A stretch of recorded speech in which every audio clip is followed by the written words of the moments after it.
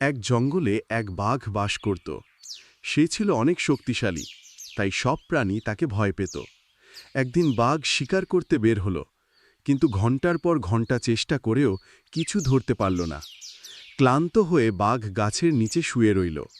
ঠিক তখনই এক চতুর শিয়াল এসে বলল, বন্ধু বাঘ, তুমি এত শক্তিশালী হয়েও শিকার ধরতে পারছো না। আমি চাইলে তোমাকে সাহায্য করতে পারি। বাঘ বলল, ঠিক আছে, তবে আমার খাবারের অর্ধেক তোমাকে দিতে হবে। শিয়াল বুদ্ধি করে খরগোশদের এক জায়গায় জড়ো করল। বাঘ ঝাঁপিয়ে পড়ে সহজেই শিকার ধরল। কিন্তু যখন শিয়াল ভাগ চাইতে গেল, বাঘ হেসে বলল, আমি কেন তোমাকে দেব?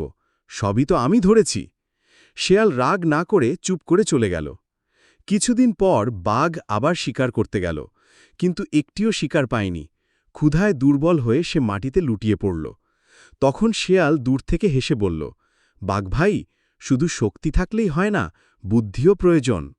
নীতিশিক্ষা: শুধু শক্তি নয়, বুদ্ধি ও সততাই আসল সম্পদ।